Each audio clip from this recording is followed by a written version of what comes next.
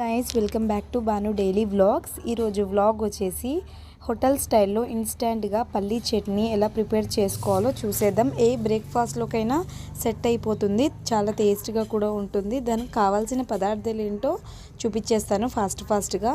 1 cup పల్లీలు, 1 cup పుట్నాలు, అలానే శనగపప్పు, మినప్పప్పు, మనకి స్పైసీకి తగ్గట్టుగా పచ్చిమిర్చి, అలానే వెల్లుల్లి రెబ్బలు, కొంచెం చిటికెడు చింతపండును కూడా తీసుకోవాలి. నేను చూపించే ప్రాసెస్లో నేను చూపించే కొలతలతో మీరు కూడా ట్రై చేయండి. చాలా సూపర్గా వస్తుంది. ఇన్స్టాంట్గా హోటల్ స్టైల్లో చట్నీ అయితే ప్రిపేర్ అయిపోతుంది.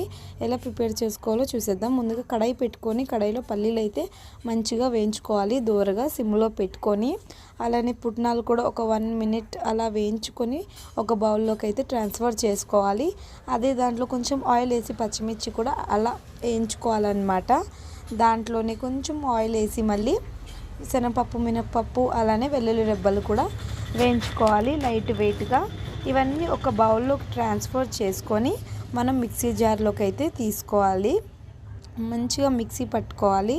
అలానే లాస్ట్కి చిన్న చింతపండు చూపించాను కదా, చింతపండు కూడా వేసుకొని, ఉప్పు వేయడం మర్చిపోయాను, మీరు ఉప్పు కూడా వేసుకొని మిక్సీ పట్టుకొని పెట్టుకోవాలి. పోపుకి మిరపకాయ, మినపప్పు, శనగపప్పు, కరివేపాకు, జీలకర్ర, ఆవాలు పోపు అయితే పెట్టుకోవాలి. కడాయిలో తగినంత ఆయిల్ వేసి, ఆయిల్ బాగా హీట్ అవ్వాలి, ఆయిల్ ఎక్కువగా ఉండాలన్నమాట. అలానే పసుపు కూడా వేసుకుంటే స్మెల్ టేస్ట్ కూడా బాగుంటుంది, కలర్ఫుల్గా ఉంటుంది.